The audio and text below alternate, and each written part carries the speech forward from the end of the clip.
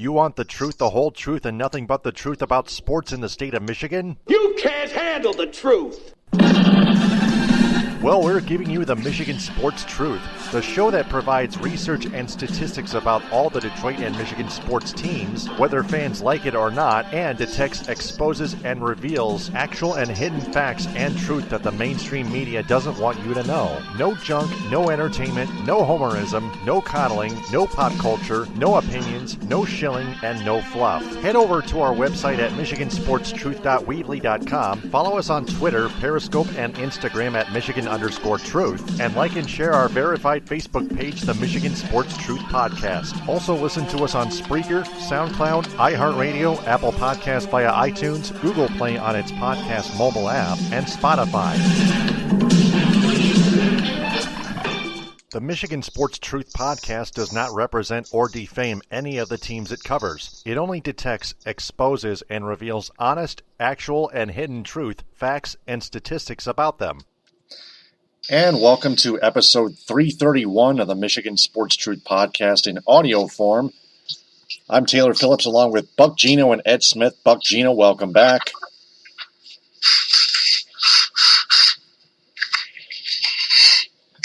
So, got plenty to talk about, including Urban Meyer, got a U of M football injury update, got a MAC football in the Mitten preview with Buck Geno himself. Got some Lions news, along with a recap scouting report in the game about the game in Tampa. Got some Michael Fulmer news and some big injury news on Artie Lewicki, and finally some Dylan Larkin. Finally, Dylan Larkin considering to be the next captain after Nicholas Cronwall and Henrik Zetterberg. We'll have a 5-question segment and a what's your grade segment as well. But first off, our top story: Urban Meyer, the head coach of the Ohio State Buckeyes, being suspended 3 games for mishandling the domestic violence allegations, and he probably apologized a bit too late. That's what I heard. Ed, we'll start with you. In terms of the reaction, in terms of the fact that he was suspended at all, and then the fact that he was suspended for this amount of time, I've begun accepting gradually over time the possibility that a scenario like this was going to occur. Buck, you were one of the first people to call it out early on. This is precisely how this type of situation eventually came about. The first clue, the first red flag, red herring, so to speak, regarding this decision was quite obvious by the fact that they announced how long this investigation was going to take, sending up a far too short deadline, if you were to ask a lot of people, in terms of figuring out the root of the cause of this issue regarding Zach Smith, and also other numerous incidents or other items that might have that eventually led to his firing, and how Urban Meyer knew of or did not know of certain incidents, and then trying to keep secret. This is a whole convoluted matter, a whole convoluted mess that it was not going to be able to easily take apart and dissect and investigate and come across with a very valid solution in a span of 2 or 3 weeks. This is something that required much more time than that. So the fact that it was already type of deadline was set out in advance, that kind of lets you know what kind of decision is eventually going to end up being. And also, another thing that really points out to me, this is a far different than what it was when Jim Tressel went through his parting of ways during the Tattoo Gate scenario, or any other time period, where a coach had to leave the school, whatever the case may be. It really shows in layman's terms how much Ohio State, they really have their own set of priorities. And when it comes down to the fact that Urban Meyer, with him under this tenure. Has won so many games, had so many championship appearances and championship game opportunities, and overall, eventually championships won, and the amount of revenue and attention that it brings to the school and to the program, et cetera, eventually that won out over common decency and common sense. Buck? Yeah, not much to add there. As Ed pointed out, I didn't correctly predict the 3 games, but I predicted there would be a suspension followed by a statement of contrition, and then everybody would try to move on. I was the first to say that I didn't want him fired, simply because there wasn't enough evidence to tell me, other than one person saying one thing and another person saying another. There wasn't a lot of clarity, I guess, to what had happened. I think after the investigation, I feel more strongly that he should have been fired, simply because it looks like the university and that investigation, they basically spent $500,000 on making an excuse for their football coach. If you read the report, if you read into, you don't really have to read into it, you just have to follow the words of the investigators telling you basically that Urban Meyer knew about these things, that he did the bare minimum, and also knew about other issues prior to Zach Smith's incident in 2015, the one that's come under so much scrutiny. There's a lot of other things that have come out since then that the investigation basically admitted that had happened, but that Urban Meyer was within his purview to deal with that internally because they didn't have any ramifications towards Ohio State's eligibility, Title IX issues, or anything else like that. So the investigation and its results after they had come out really kind of shaded me towards, I think that there should have been more done, simply because it looks like Urban Meyer got away with doing what he had to do to win football games. Why he had Zach Smith on his staff after the numerous incidents, I don't know. Perhaps he knew something from their days in Florida. Perhaps something happened at Ohio State that he felt he needed to keep him for. And when you have somebody that has knowledge like that, they tend to be a little bit more outgoing in their activities. And that's been the postulation by some of the national pundits that Zach Smith had some dirt on Urban Meyer, and that's why he acted that way, because Urban wasn't going to fire him. It looked like at this point his hand was forced when he finally got rid of Zach Smith, just because there wasn't really anything else that he could do. But the investigation shows a pretty steady pattern of Urban Meyer basically, for lack of a better term, shielding Smith from any major discipline, and it finally came to a head in 2015. That's when the texts and questions started, and that's when the process began its slow and steady descent to where we're at now, where Zach Smith was let go earlier this year, and now all these questions have arisen. I would say the one takeaway out of all of the other ones that I got from this investigation and the statements that were said afterwards, the talk about Urban Meyer not remembering things. This is a guy who could probably remember 85% of the snaps and what plays were called in a lot of his games, but he couldn't remember that he saw a text about an assistant coach allegedly beating his wife. So you'll take that for whatever it's worth. As I said before, at the beginning I didn't want him fired, but it becomes more and more apparent that with all of the other things that have come to light, and especially with this investigation that was commissioned by the Ohio State University, the leadership failed, Urban Meyer failed, and the school failed with this investigation. They had a chance to make a statement. They had a chance to show what people that stretch the truth or embellish what the truth is, what happens to those type of people. Instead, they like the fact that their football stadium seats 95,000 plus, and it's full every week. Ryan Day will do the coaching duties from week 1 to week 3. The one caveat is that Urban Meyer will be allowed to monitor and administer practice in weeks 2 to 3. He just cannot coach on the sideline. So what this amounts to, I guess if I want to pat myself on the back, he truly was suspended for 1 week, which is what I predicted. But truthfully, he's suspended from coaching for 3 weeks. In games, he's suspended from coaching the team at all this week, heading into the date with Oregon State, which is not that big of a punishment considering that Oregon State's terrible.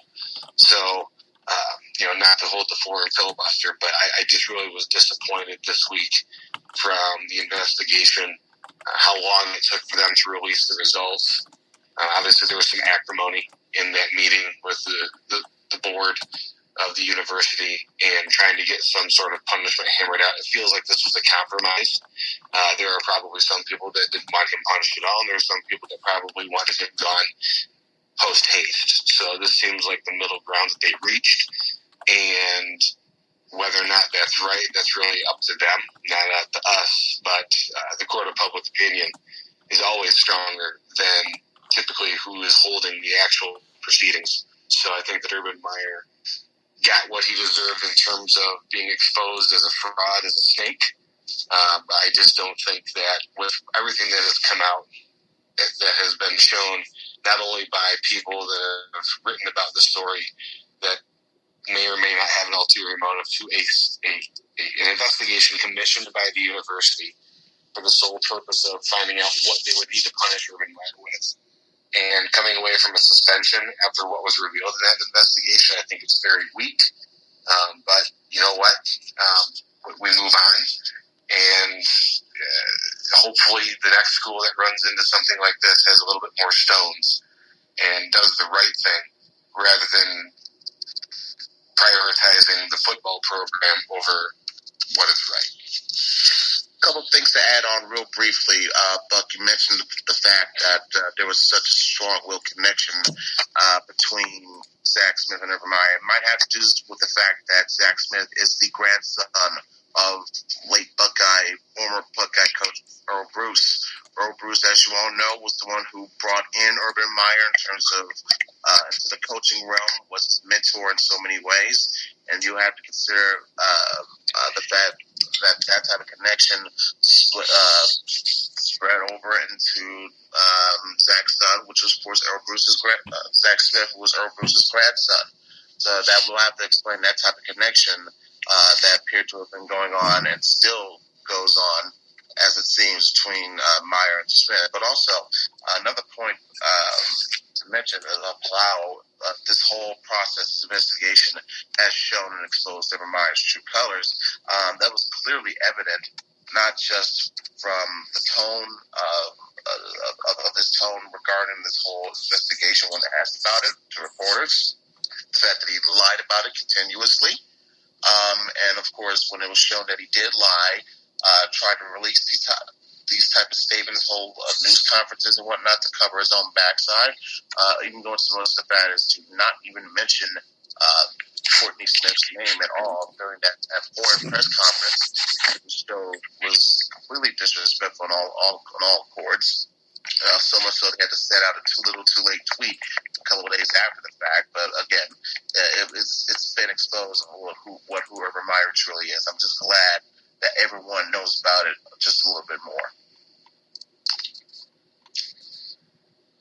Yep, yep, and that is pretty much it. But nonetheless, Urban Meyer will not be suspended for the game. It is now confirmed. Just the first 3 games of the season, and that doesn't make it any easier for the Michigan Wolverines. And to make matters worse, Michigan! Their wide receiver, Tarik Black, sustained a right foot injury in practice, according to Bruce Feldman on Twitter at Bruce Feldman CFB. He's saying it's possibly a broken foot, and Tarik Black is a very outstanding key player for the Maize and Blue. Ed, you got the analysis. You've got you've got a lot of you've got the analysis for the Black news. Tarik Black.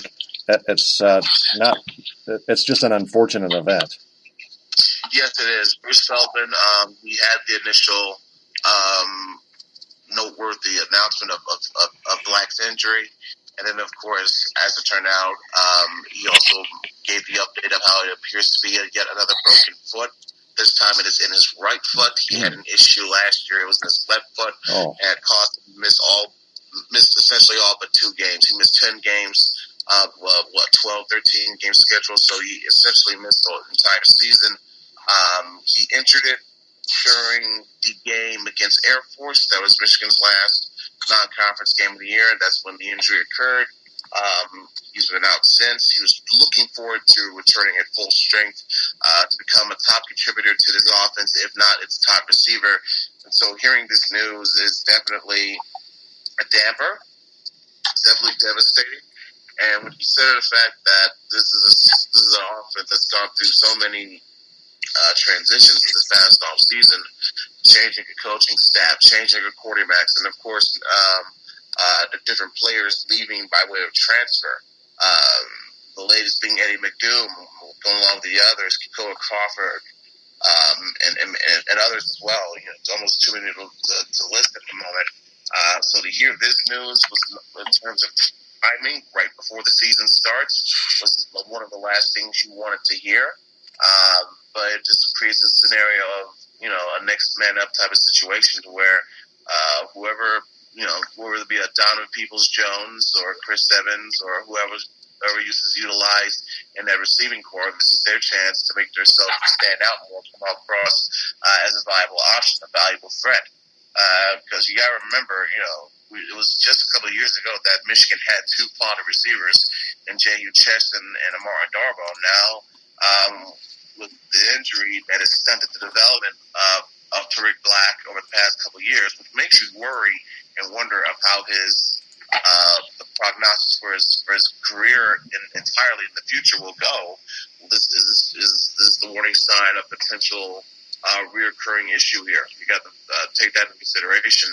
But also, again, it just throws some things into a wrench.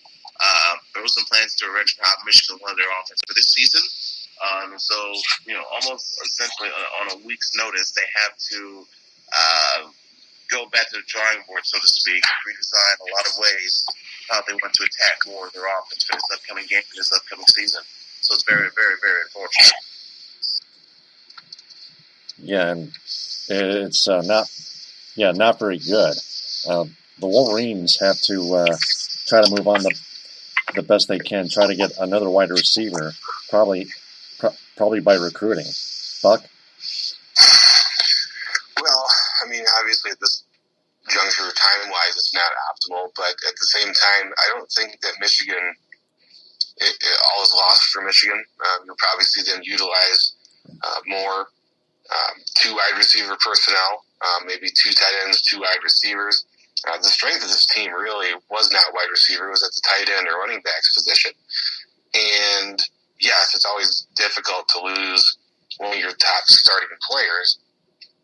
At the same time, you have to remember that this is not a downfield passing team. This is not a deep ball team. And to take the top off the defense, to allow some of those underneath routes to work, you need somebody to be that guy, and that was going to be Tarik Black. He was going to be the guy that took the top off the defense. So it makes it a little bit harder on Michigan to execute the scheme that they'd like to. But at the same time, this is not a guy who's going to be catching 10 balls a game for 100 yards and a touchdown. He is a complementary piece of the offense at best. And it's great to have as many weapons as possible. But I think that if Michigan's going to look back at this injury and say that they just can't run their offense, is obviously not going to happen. They're going to have to make do with what they have. It obviously takes away depth at a position that arguably was one of their lowest. on the depth chart, on the roster at wide receiver. They didn't have a lot of depth after the transfers, but we felt that the starting core was strong. Now with Tarik Black gone, somebody will have to step up to the plate, and Michigan is still going to have to play their schedule, and they can't really make an excuse. They just have to go out and perform. Right. And I still think the Wolverines can finish 10-2 with an almost easy schedule, but they still have to face Notre Dame. Of course they have to play Michigan State, Ohio State, but other than those two, they have to play Wisconsin. They have to play easier teams like Northwestern and Maryland and Rutgers. Yeah, I mean, they have some easy games, but their schedule overall is obviously leading off with Notre Dame is going to be very tough. It's on the road, too. Their schedule is not kind, but the time for making excuses about the schedule and anything else that you want to is way past gone. Jim Harbaugh's in his fourth season. At this point, you would think that the schedule would be an afterthought, regardless of how hard it is. And you can only play the schedule that you're given. And right now, Michigan can't, sit back and just think that this is not. While it's obviously a setback, those teams are still going to be there. Injuries happen in football, and like Ed said, the biggest thing is this young man going to be able to continue his career? Because as we've seen with receivers in the past at Michigan, injuries that stick, that nag, that keep occurring, those are the type of things that can derail a career. And Tarik Black, even though he started last year as a true freshman, he expended his medical red shirt, and so that option has gone off the table now. And so you really have to think for Michigan, is he going to be able to actually fulfill his potential? The world is full of guys that have great potential, but the injury bug just won't leave them alone. And I think that time will tell if that's Tarik Black's future. Just a guy who can't stay healthy, and he's got loads of talent. You got to be on the football field to show that talent, and if you're hurt, you can't do that. Right. So, speaking of college football, we now shift to the Mid-American Conference Football and the Mitten preview for 2018, and Buck, the floor is yours. We'll start with the Central Michigan University Chippewas. Okay, well, we'll start with the Central Michigan Chippewas. Now, last year, you look at the standings for the MAC West where all of the Michigan teams reside. Central Michigan actually was the best finish out of all three, which was relatively surprising given Western Michigan's talent that was returning. Also, the fact that Central Michigan had some unknowns. They managed to finish strong, come in at 8-5 with a bowl loss. 6-2 in the conference, though. A very good showing for them. Early on in the season, it looked like they were built for the road. They could win at home, and they won a lot of games on the road. But they finally put it together late in the season and finished up with a decent 8-5 record. Coach John Bonamego was given an extension, but this year is going to be challenging for them, simply because they've got a new signal caller, Tony Poljan, who did see some action last year behind Shane Morris, is going to be the de facto starter in that group. And even though he's 6'7", he's not the prototypical quarterback that Central Michigan has had in the last couple of years. He does have some athleticism. He's got a good arm. It's going to be the decision-making skills for him and the accuracy, which are going to determine his fate. You're talking about, as far as the skill positions, Jonathan Ward is the only leading returning rusher that they have. He had over 1,000 yards, but he's also caught 48 balls for 470 yards. So he's a versatile weapon. They're going to have to do a lot with him because there's a lot of guys that were gone from that squad last year at the wide receiver corps. So you talk about Michigan needing that. Well, it seems like depth at wide receiver is a problem for a lot of schools in the state, and Central Michigan is not immune to that. There's a lot of guys that graduated last year and they're going to have some underclassmen fill that void. Offensive line, it's a question mark at best, simply because there's a lot of unknowns. You're talking about a group that, that they have a lot of guys that had some turnover as far as starting positions. So that's going to be the key. If they can get the offensive line to gel and play as a good unit, maybe they have some success defensively. They were fourth in the MAC last year in total defense. They need to fill some holes, though. They've got some returning starters that will help with that. But there's also some spots, especially at safety, that are going to be laid bare. Again, you're talking about underclassmen coming in to fill that void. Linebackers, you look at them across the board. They return a couple of solid players, including Malik Fountain, who was an All-MAC linebacker last year, and Alex Briones, who was also he was not an All-MAC performer, but very high on the list as far as team tackles. They also have some contributors that should see some time.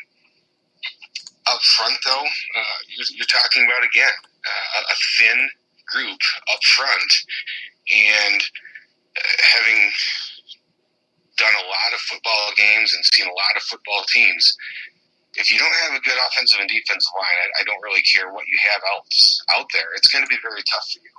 So I think the key for Central Michigan this year is going to be how quickly those units gel and how quickly those units gain cohesiveness to really see what success they have. You're talking about Central Michigan, a team last year that finished strong, but at the same time, they had some issues last year with upfront play. So if you're talking about what they need to get from those players, they need to learn real quick, and they need to grow up real quick, because they have some tough games, especially opening up with Kentucky. Then they travel to Kansas. They have Kansas coming in. And then right after that, they start conference play with a date against the Northern Illinois Huskies in DeKalb, Illinois. So they have a very difficult non-conference schedule. They always like to schedule games that are going to test them and give them some national exposure. Their non-conference games this year, including 3 Power 5 teams. They have Kentucky, Kansas, and then Michigan State, all in the non-conference slate. So they could be heading into the bulk of conference play with a pretty subpar record, kind of like what happened last year.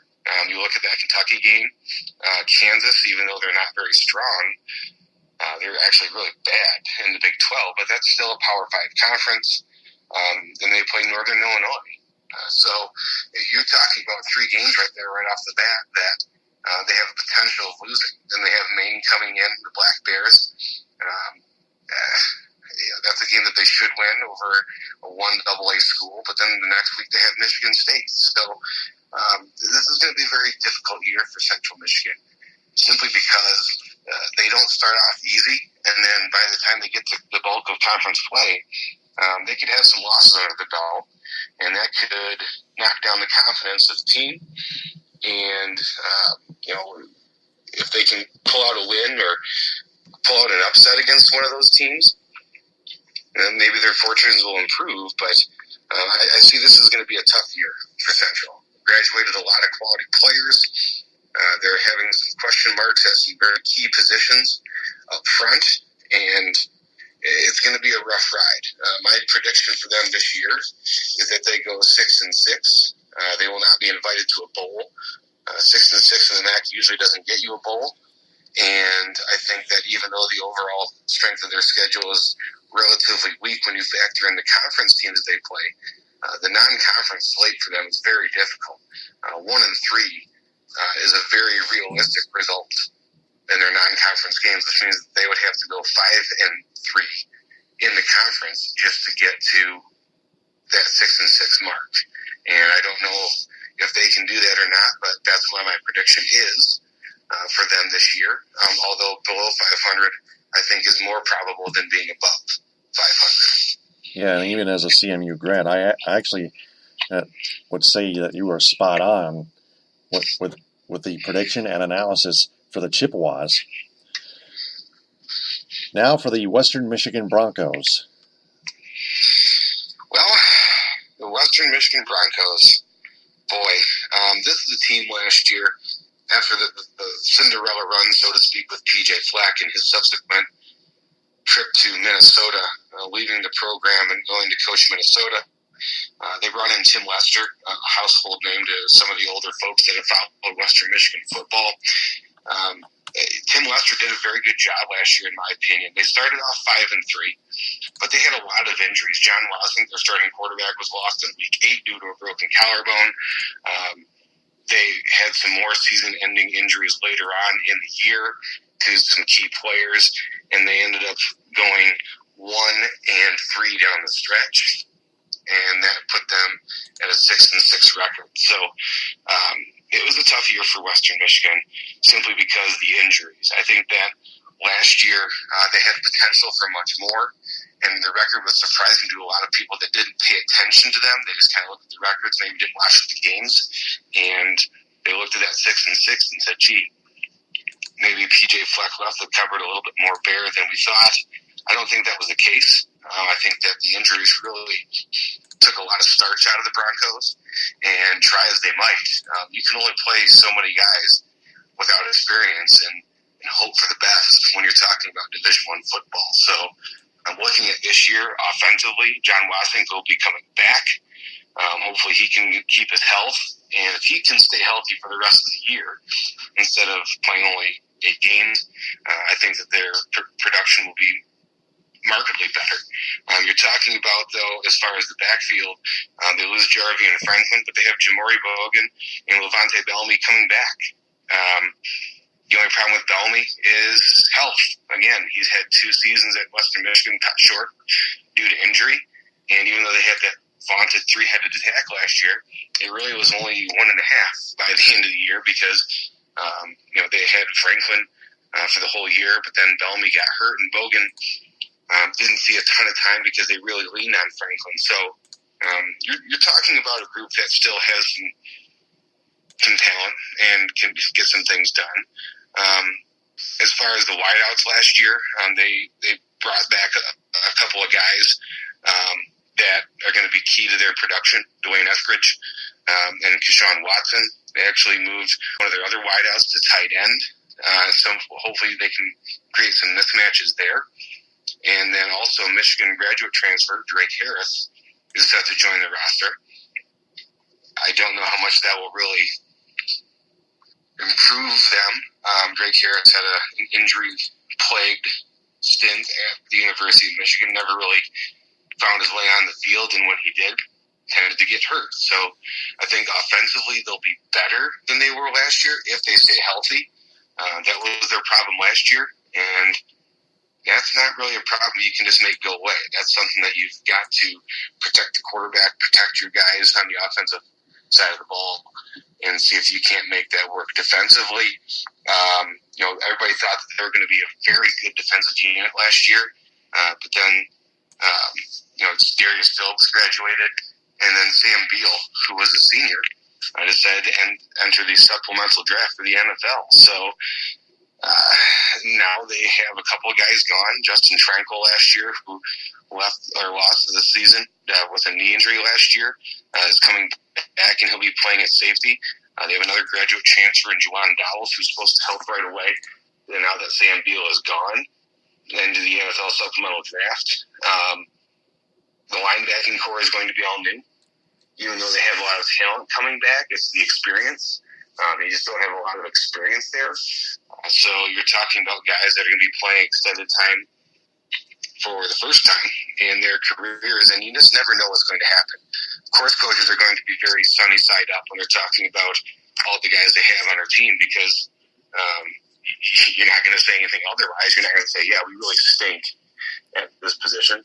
So I think that that's going to be a real tough go for them.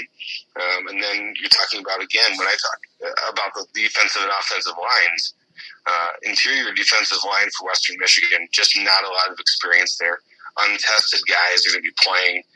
It's going to be tough sledding for them. So I think for Western, this is going to be a little bit better than it was last year, but at the same time, they have some holes to fill. and they're going to have a lot of guys playing that haven't seen a lot of extended time. I think offensively they should do all right. It's going to be the defense. And Western Michigan, traditionally, when they've had good teams, have had serviceable to good defenses, and that's going to really determine how they fare this year. I don't think offensively they'll have a problem. If everybody stays healthy, they should be able to put points on the board. I just don't know if the defense is going to be able to hold off other teams on the scoreboard, especially with the lack of experience. And you look at the schedule for Western Michigan, very tough non-conference schedule for them too to start out. They have Syracuse and Michigan. Western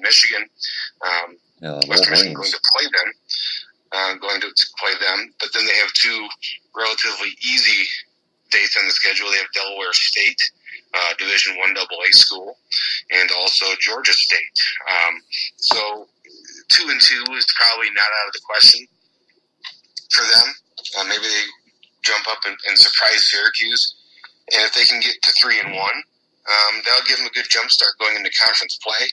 I would say for Western, the biggest thing is that other than Central, a lot of their key matchups in the conference are at home. They have Northern Illinois, Ohio, and Toledo all at home, especially, and even Eastern Michigan. So they have a lot of these games in the conference that are going to be at home at Waldo Stadium, so that should give them an edge. But again, it's going to be the health of Western Michigan overall, especially on the offensive side, is going to determine what their overall record is. I think that they'll be a little bit better, maybe marginally better offensively than they were last year, and defensively is going to be the key. So my prediction for Western Michigan right now is going to be 7-5. I don't know if that's going to get you a bowl bid in the MAC. It's really going to depend on what their conference record is, where they finish up.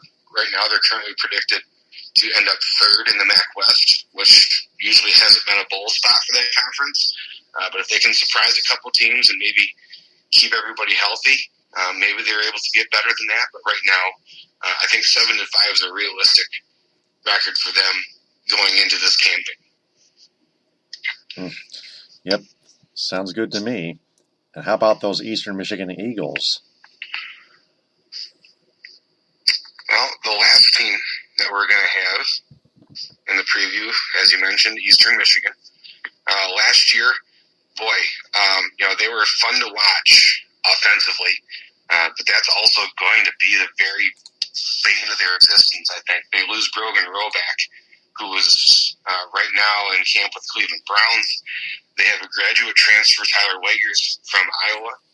He could actually end up being the starter. He didn't have a lot of, I would say, stiff competition in camp, so I'm guessing that he's going to be the starter next week. I think that's going to be the biggest question mark. Can a guy who's a graduate transfer from Iowa, who played in a very different system, can he come in and keep the offense humming? Brogan Roback was a very good quarterback in the MAC. There was obviously some interest in the pros as the Cleveland Browns brought him in. So when you're even brought into camp for the NFL teams, that shows you have something. Whether that translates into him being on the roster or the practice squad is another story. But that's a lot to replace, especially for a team at the level of Eastern Michigan. At running back, they have a couple of guys that have handled the ball fairly regularly in their career. They just don't get a lot of production. Again, you're talking about a system that doesn't utilize the running back as a pure runner a whole lot of the time. So you're talking about guys that aren't going to have gaudy stats, but they've got the experience there. And you'd hope that they may be able to lean on them a little bit more as Tyler Wagers finds his way through the system and as they go through the season, trying to get that system figured out. The big problem for Uyghurs is the three best receivers, or the three top receivers for Eastern Michigan, have graduated. So their top returner, Matthew Sexton, only had 26 catches last year. And so that's going to be a tough sled because you've got a system that really hinges upon the short passing game. And you got a lot of guys who just haven't been out there long enough to make a name for themselves. Again, you can never discount guys having career years or coming up and really making a name for themselves when they haven't played a lot. But you're also talking about guys who couldn't start at MAC schools So we're not dealing with guys that are just going to come out of the blue and have a 1,500-yard receiving season. I think that Eastern Michigan offensively is going to struggle at the beginning. We'll find out if that continues on through the rest of the season. You look at their schedule, it's going to be a little bit tougher for them to get a groove early because they're going to be playing some teams that have some talent. But again, you can only play the schedule that they have in front of them. And there is no preseason. You just jump right in feet first. Defensively, there's a lot of experience back. And this is a team that was second in the conference last year for total defense. And that's probably where they're going to be hanging their hat. They're going to be trying to play a lot of lower scoring games, ball control, field position, a lot of those things that defensive teams do. And I think that if they can weather the storm early on, when they get into MAC play, they might have the ability to hold some teams down. You look at the non-conference schedule for Eastern Michigan. They started with Monmouth, who's a 1AA school. That should be a win for them. But then it gets real tough. They have Purdue the next week. Then they start conference play a little bit early, just like Central does. They'll play Buffalo at Buffalo. And then they have San Diego State. They'll have to try to go out there and play them. And so, again, that tough early schedule is going to be really key to the success of Eastern Michigan.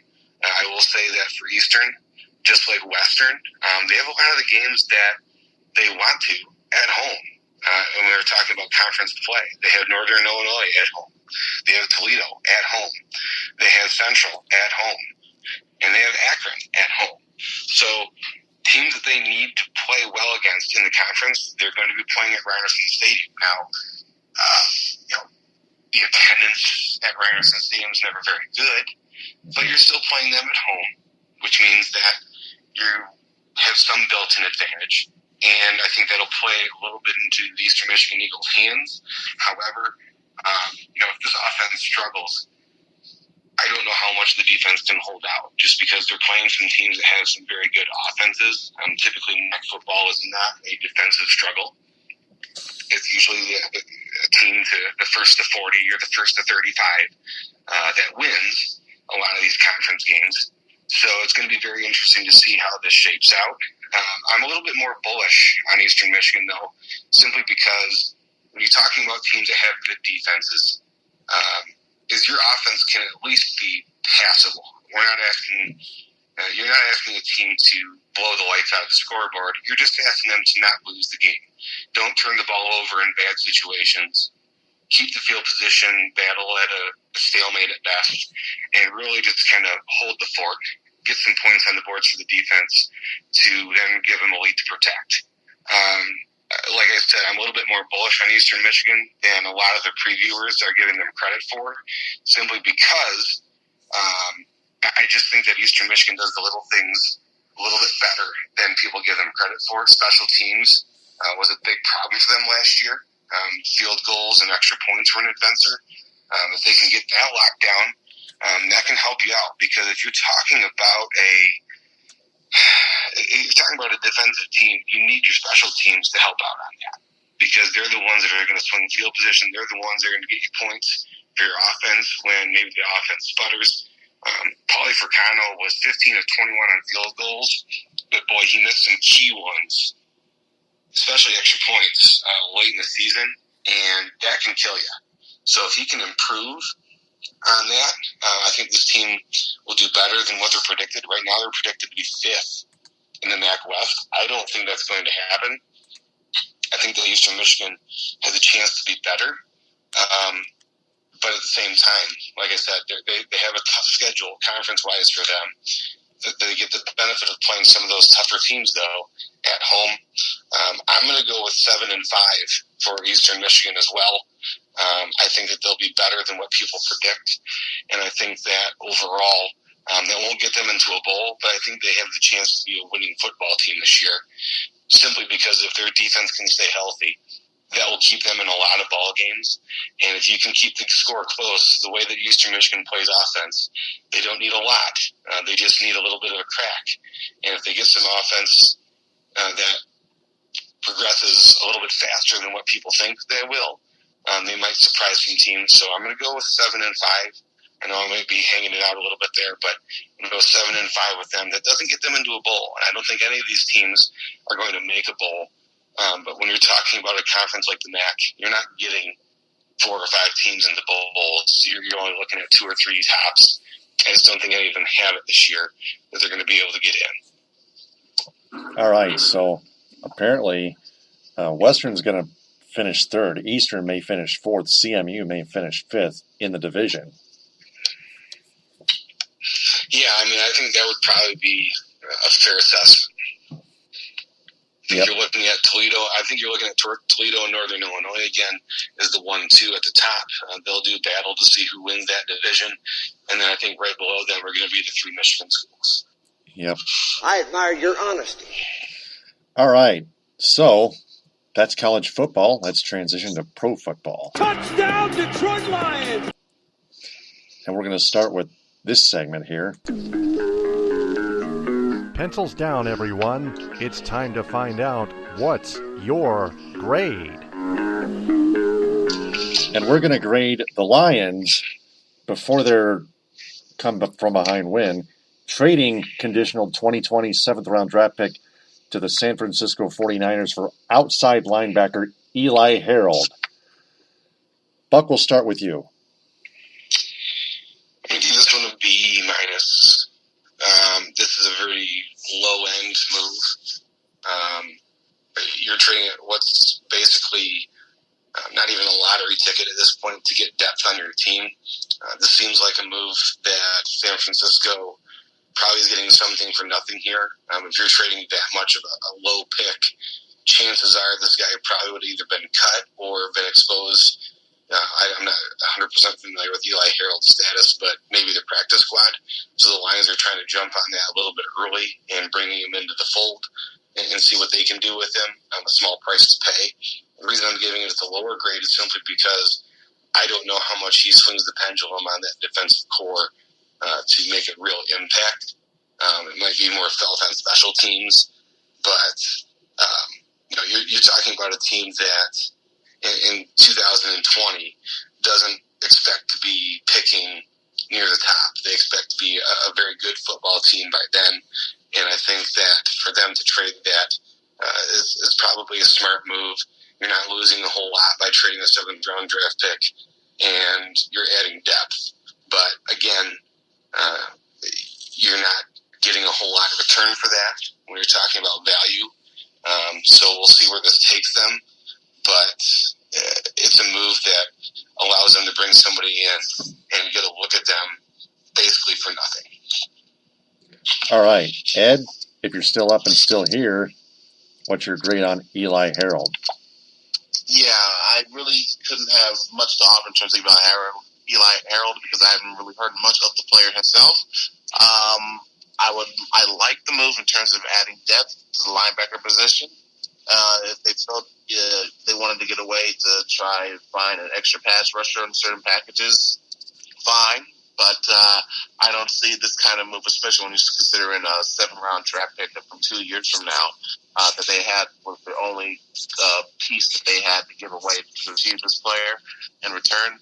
I see this as a move that does neutral in terms of moving the needle. So I'm going to give it a neutral grade, a C+.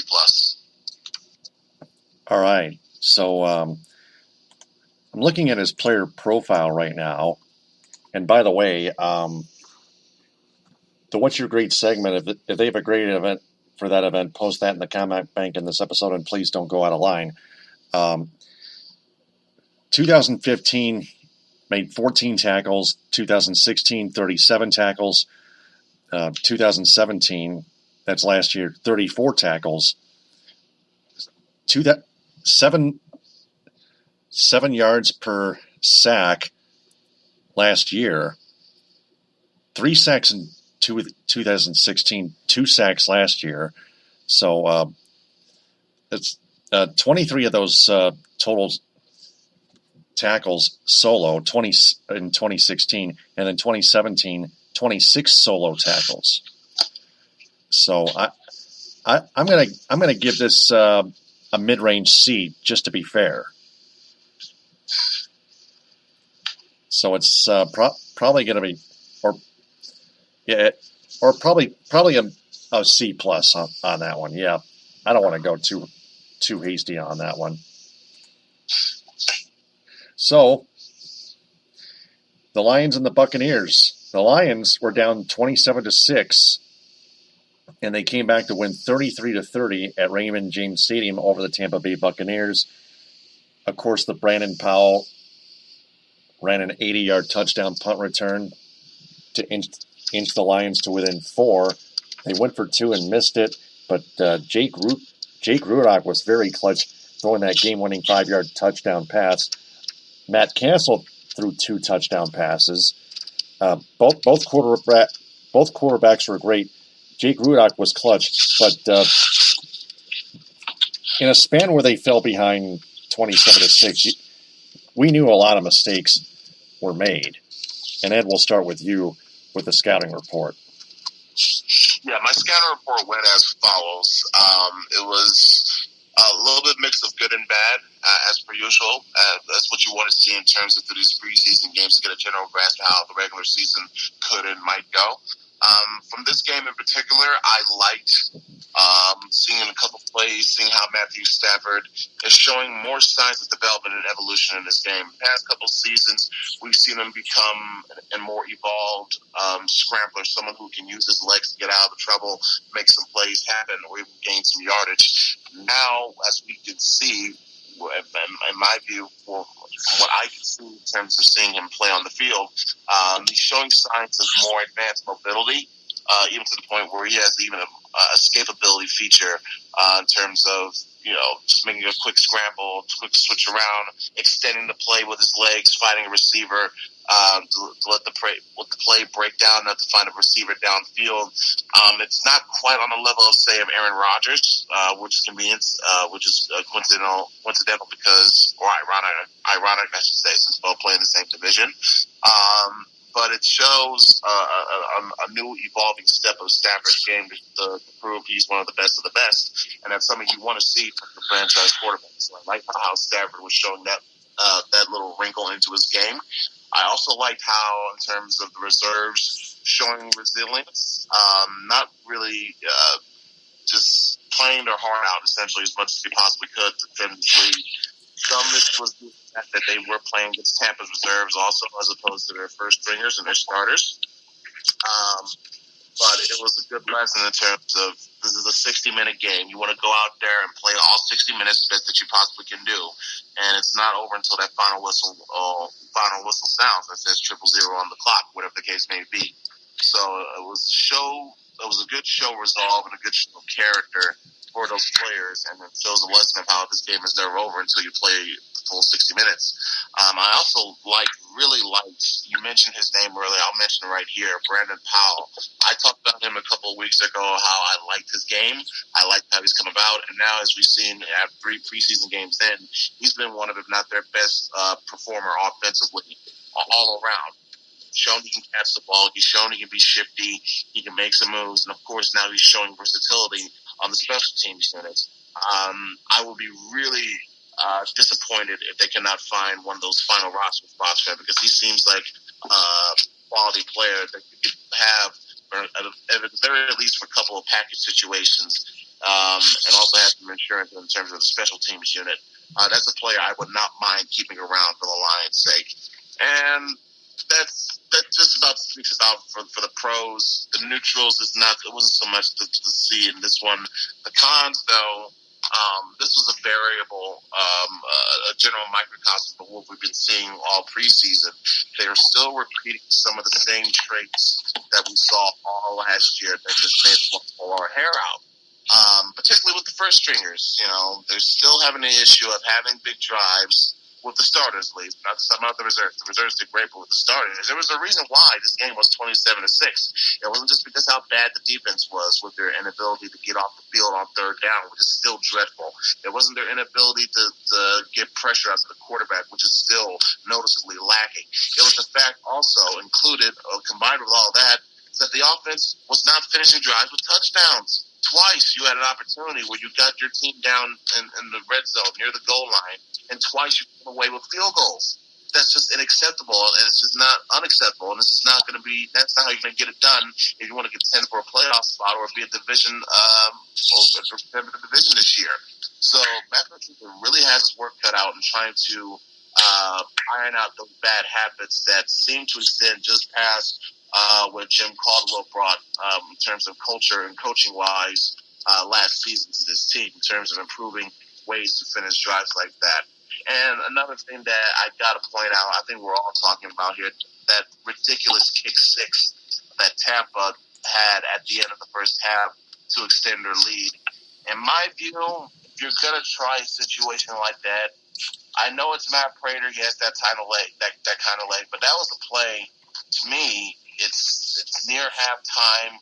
The score is still relatively close. Have your offense go out there, try a Hail Mary scenario. The worst you can do is, the worst thing that can happen in this case would be a knockdown ball or interception that goes a little to nowhere, and it works out as a half-arm punt to end the half. Whereas instead, this is a play, and you can ask Alabama fans about this, how it worked out for them against Auburn in 2013. If you have a kick return, essentially, and you have the defense and their slim, more slender players plus the returner versus a bunch of big old offensive linemen, who do you think that's going to spell disaster for? You thought correctly, and that's what would happen here against in this game between the Lions and Bucs. Luckily, it turned out it wasn't to be the straw that broke the camel's back, the proverbial breaking point. Maybe it was certainly the catalyst for the turning point in terms of, okay, let's get our head back into it and play this game one drive at a time, one score at a time. But yeah, it was just, I did not like how that decision went about all around. It had bad ending brewing, and I was proven right from what I saw. But other than that, it is good to say the team get a win at least. Matt Patricia has been talking the past couple of weeks of how the team has been having good practices but having not good games as a result. This was another not good game that was not good that you had as a result of practice this week. I don't know what's going on here. You still have some time to fix between now and week one. Even still, this is an ongoing process that you're going to have throughout this season to try and figure out what makes this team tick. Why can they not finish certain situations and scenarios, and how can we improve upon that? So it was very interesting to see where they go from there in that regard. Yep. They're home against the Cleveland Browns Thursday at 7. I'm probably going to miss that one. So, Ed, it's probably going to be all on you on this one. No problem. All right. So, let's transition to baseball here. That one is long gone. The Tigers keep tanking. They're now only a game and a half ahead of the Chicago White Sox. They're 53-78. They're still fourth worst in the American League. They're sixth worst they're still sixth worst in Major League Baseball, but they're a half a game ahead of the Miami Marlins, who are 53-79. That's tanking, all right. Also, they get Michael Fulmer back from the disabled list. Now, the waiver trade deadline is approaching just 5 days from now, at the day of this podcast episode here. But Michael, I don't think Michael Fulmer is going to be traded. I don't think he proved enough. But there's still a slight possibility. Anyway, other teams still might want him anyway. But this is how the situation goes from here. I don't think there's any chance chance of him being traded simply because he had to clear waivers, and anybody that is worth their salt would put a claim in for him simply because of his contract, his team control status. There's just not a way he's going to float through waivers and end up back on the Detroit roster for them to trade. So, especially coming off the DL, that's not really a way that's going to stop teams from claiming him. I just don't see a way that he's traded this season. It could happen in the off season potentially, but at this point, there's not a chance that he's going to go through waivers, and Detroit's not going to pull him back. Yeah, you have a much better chance of moving him in the winter than you would try to do him right now, based on the season that he's had, based on the fact that he literally just came back from the DL. So you don't know how fresh is he going to remain. Is something going to creep up? Is something going to reoccur? You don't want a team to think.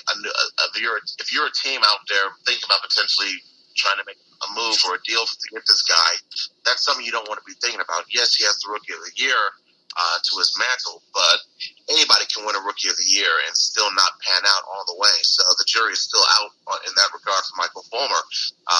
That's why you really didn't hear much about him generating offers because of how bad he performed this season. Now, I'm sure his injury might have played a part in it, but still, at the end of the day, you are the player donning that uniform and making those throws and making those pitches. At some point, there's some accountability that has to come about on your end. So Michael Fulmer, he has to deal with that himself, get himself fixed up, and whatever issues there are, try to deal with it as best as he possibly can, so it doesn't affect his value, how he plays overall, and what kind of interest he may drum up in other teams. Yeah, and speaking of which, the Tigers lose another pitcher, whether he's starting or not, or relief. He's a kind of a utility pitcher. His name is Artie Lewicki. He's out with Tommy John surgery and he's all out for the rest of this season, and he could miss all of next season. He's possibly out until 2020 with the Tommy John surgery. 2020. Oh man, That is one of the longest injury statuses I've ever seen in my entire life as a fan. Yes, that's pretty terrible. Yeah, well, when you're talking about Tommy John surgery, I mean, that's usually a year, especially since it happened later in the year. You're going to shelve him, obviously, for the rest of this year. The fastest he could come back would be potentially August or September of next season, and you don't really want to push a guy, especially if you're not contending. He was a marginal pitcher at best. It sucks for him that is going to have Tommy John surgery, but at the same time, you're not losing a frontline starter or a major prospect due to this. So I really don't know if there's any sort of future for him, whether it be with the Tigers or somebody else. That's a tough injury to come back from. Guys do it all the time. As far as having the surgery, what they come back as is really going to depend on what their rehab goes like. It's just going to be sit and wait for him. And like I said, it's usually a year. So the soonest he could be potentially coming back would be late next year. And then you have to look at it. Does it make sense for the team? Does it make sense for the player to go through all that? My thought is that he'll probably miss all of next year, maybe doing some rehab in Toledo, and then probably be a candidate for their fall league team and see if he can do anything there. And if he can come back there, maybe try to compete for a spot in 2020. Yep. Mm-hmm. Yeah, it's still Tommy John surgery. This reminds me of Sean Hanrahan having Tommy John surgery in 2014, 4 years ago. And I believe he was forced to hang it up later on. Yeah, they had Joel Hanrahan, and then they had to give Tommy John surgery. Joel Hanrahan, not Sean. Joel. They never heard from him again. So now he was a little bit more advanced in his career, but at the same time, it's a devastating injury for a pitcher. And just like an ACL tear for a running back, you never know what you're going to get after the rehab. Not everybody's Adrian Peterson, obviously, so it's going to be tough for Artie Lewicki to come back from this. and make a real bid to be on the starting rotation simply because of his marginal status this year. And I just don't know by the time he gets back if the Tigers are going to have room for him to come back. It's really going to depend on if they contend. A lot of people think they'll be starting to swing back into contention by 2020, and you're not going to be spending a roster spot on a guy that's fresh off of Tommy John surgery and rehab when you have a staff that you're looking to fill out with guys that are ready to go. Better safe than sorry. So, only one team left to cover. Red Wings forward Dylan Larkin, according to DetroitRedWings.com and NHL.com, hopes to be the next captain, but he admits he is not ready. Now, Buck, like you pointed out off the air beforehand, Nicholas Kronwall will be the stopgap captain if current captain Zetterberg does not play at all this upcoming season, which is actually more than possible, probably definite, because Zetterberg's on the LTIR already, according to Jeff Moss of the Detroit Sports Rag. He's probably not going to play all this season, and most definitely not next season either. But keep in mind, Kronwall is playing his final season, which means Dylan Larkin could see that opportunity afterwards. Yeah, we've talked about this back and forth with Zetterberg's status vacillating between playing and not playing. Jeff Blashill telling M Live that he doesn't feel that Zetterberg's going to be ready to start the season. And if he's not ready to start the season, chances are he's not going to play the season. And then you're talking about a long-term injured reserve situation, and perhaps Zetterberg, after that, missing the whole season, just decides that it's not for him. I think the Red Wings would keep him on long-term injured reserve just to survive the cap space debacle instead of letting him retire. But at that same time, it's basically a retirement when you're going on long-term injured reserve. Johan Franzen, Chris Pronger, guys like that, where they don't play. They're getting paid, but instead of retiring and throwing a cap or capture penalty on the team that they're with, they'll just sit on LTIR until a contract runs out. Kronwall's playing his last season in Detroit. He's pretty much come to terms with that. I don't think that there's a lot of chance that he would be re-signed by Detroit or pretty much any team at that point. So for his last season, I think it would be fitting for him to be the captain. And then Larkin can assume the assistant captain role in his place because Kronwall has been an assistant captain. And then the next season after that, after Kronwall has departed, that would be a perfect time for Larkin to step into the captain's role. I think that after his poor sophomore campaign, he's learned a lot of things, has taken a lot of things to heart. And I think this year will be kind of a watershed moment for Dylan Larkin. They're still not expected to contend. The camp is fast and furiously approaching in September here before we find out what the roster is going to look like for the Detroit Red Wings. But I just don't see if Zetterberg doesn't come back. I just don't see Larkin being elevated to captain quite yet.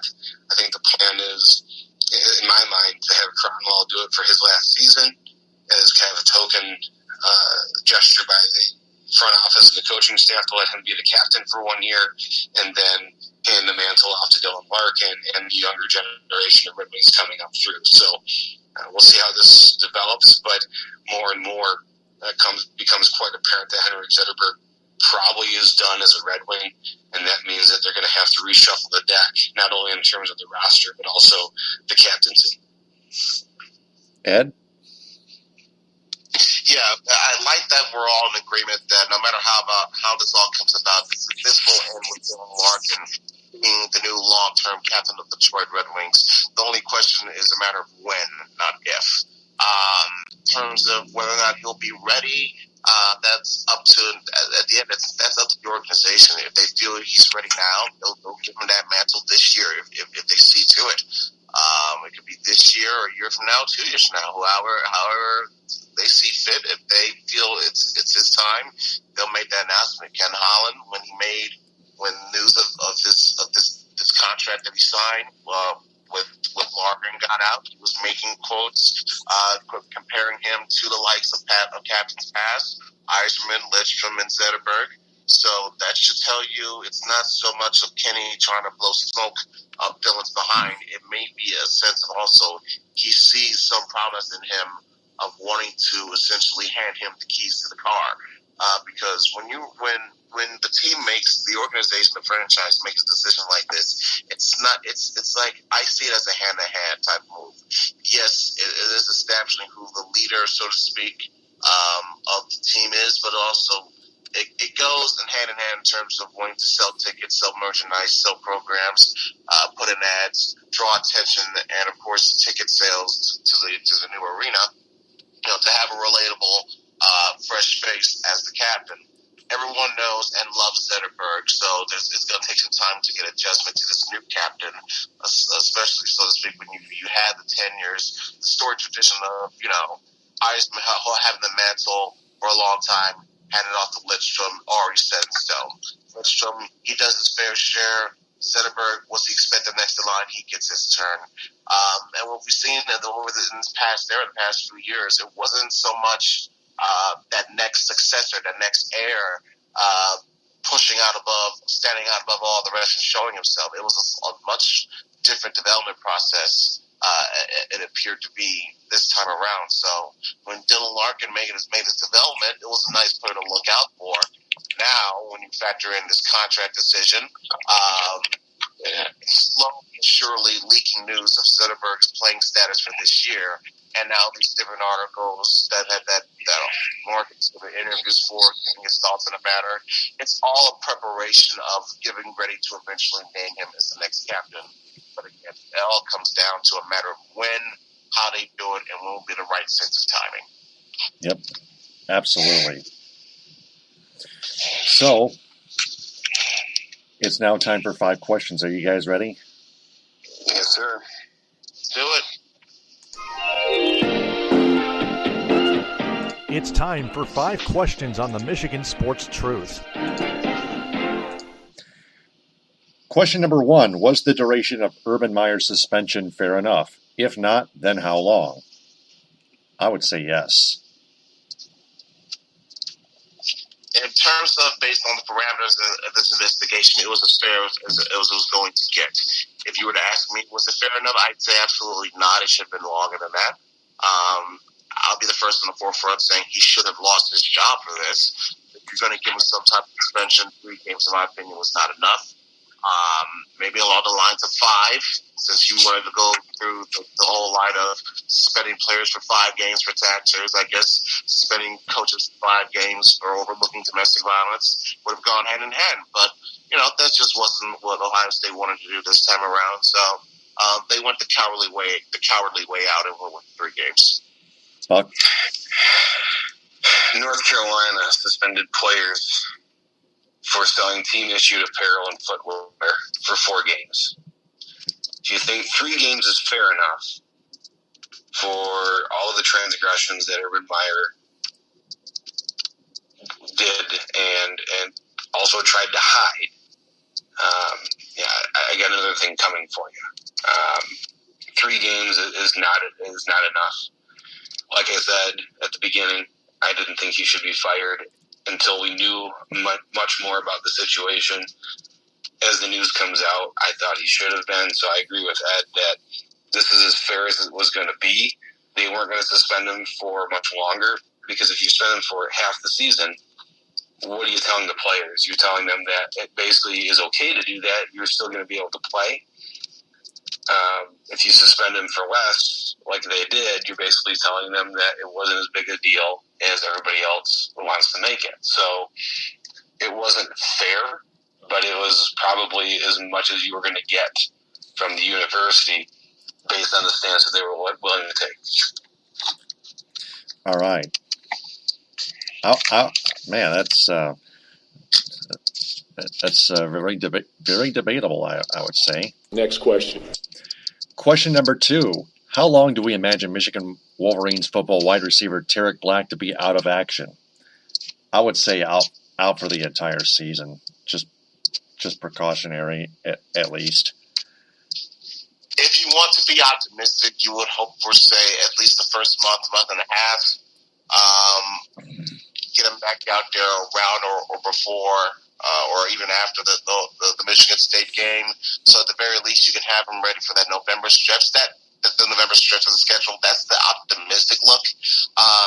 I would not be surprised, as Taylor mentioned, if it was for the season again, because again, he's had a very similar injury in this, the exact same injury almost. It's only in a different part of his body, but still, it's as you know, I won't call myself a medical expert, but I've seen multiple times. If you have an injury or occurrence on one side of your body, more often than not, it's going to happen again just on the opposite side. So this is only the next step of the process. Unfortunately, it happened to take place at this time and place for Tarik. But in terms of how long he's going to be out, I would not be surprised if it was for the whole season, considering the fact that he did miss 10 games last year with this type of injury. So if he misses a big chunk of the season, if not entirely, it wouldn't surprise me.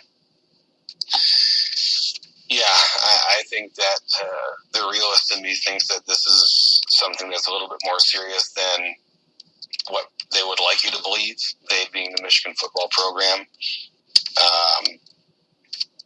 I think that if he's out for any extended period of time, they're still going to want to be cautious with him simply because he does have some eligibility left.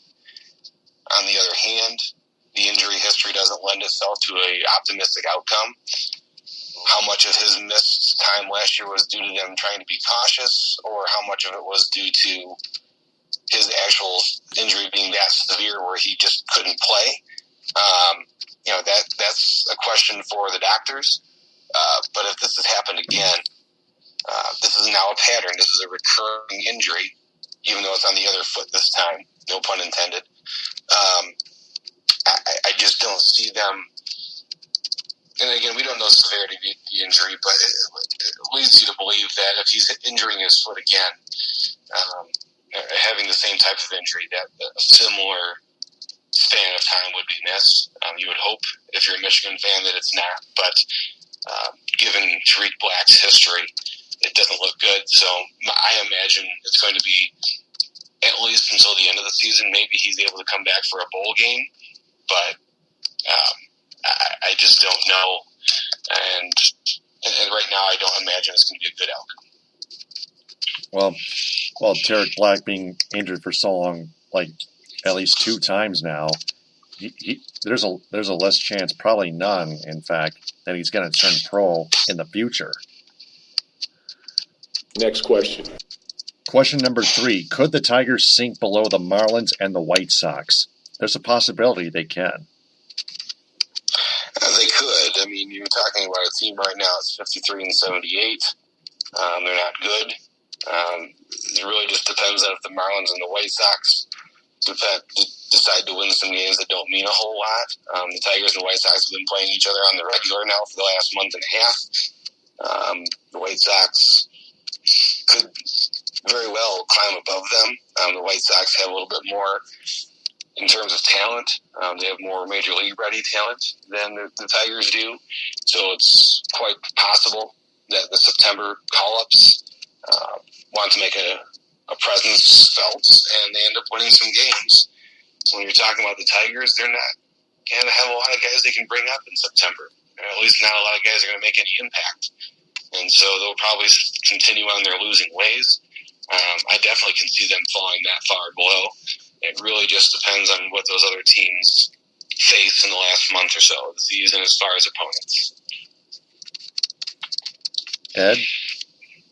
Yeah, their farm system is dreadful. You have players either getting old, getting hurt, or just getting ready to retire. The manager they have is not the right guy for the job. Ownership is complete dumpster fire right now, and people are not coming out to the stadium. So yes, absolutely. I'm so ecstatic about how this is going on right now, and I can't wait until a full rebuild completely is ushered in. Yeah. Hashtag trust the taking process. Hashtag make Chris Ilitch sell the Tigers and Red Wings. Next question. Question number 4.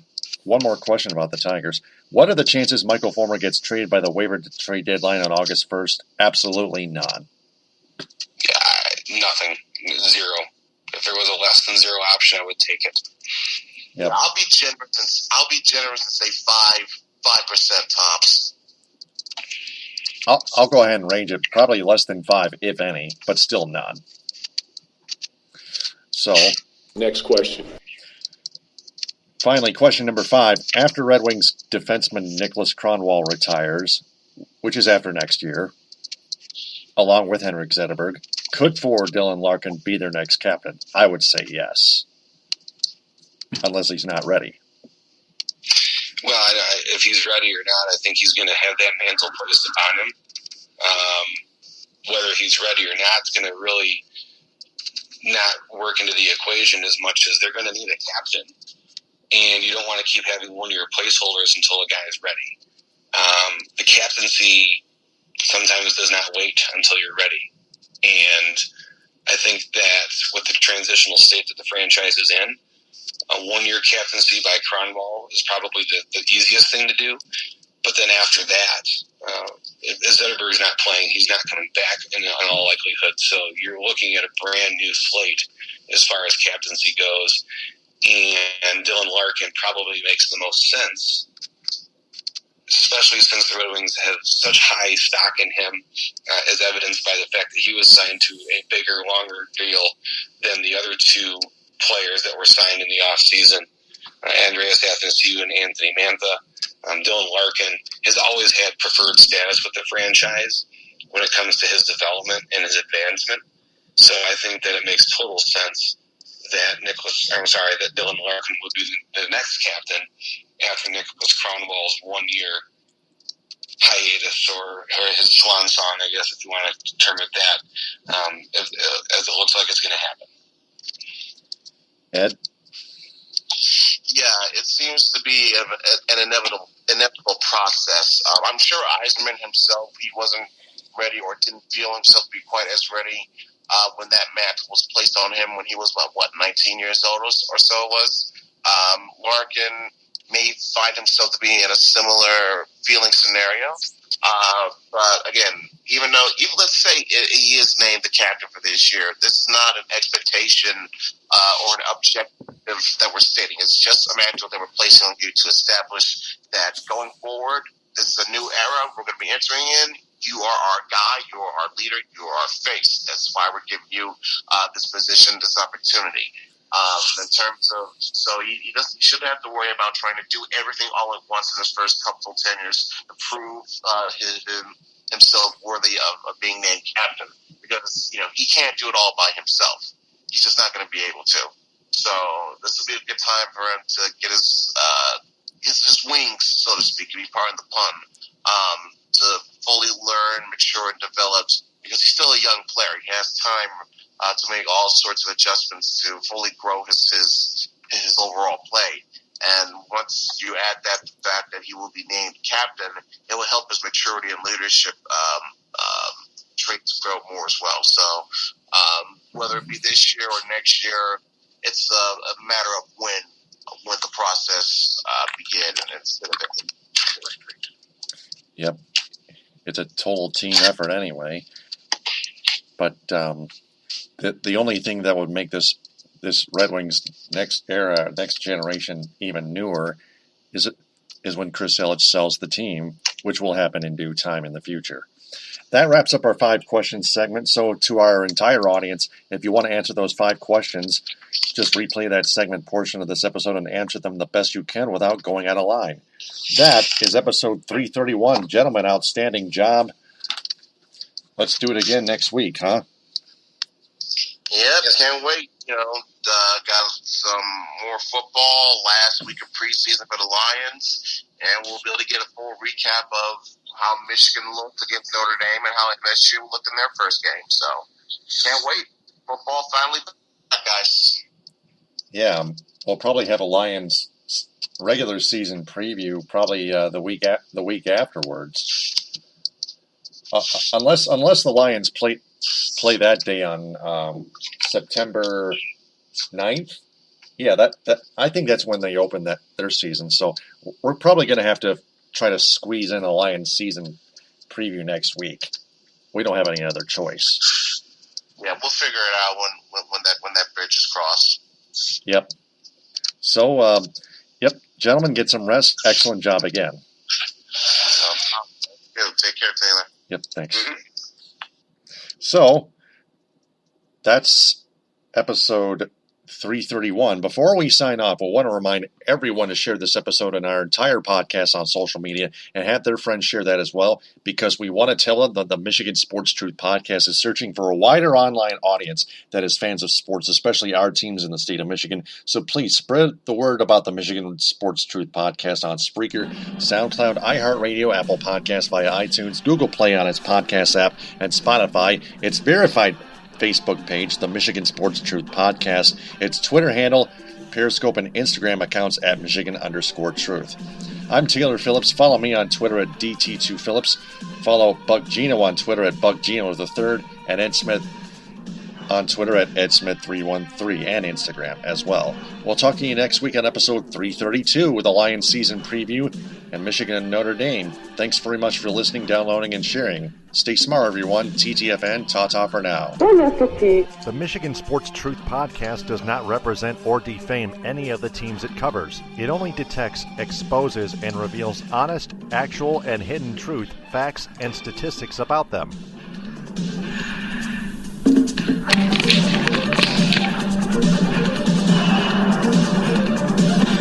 And mission complete.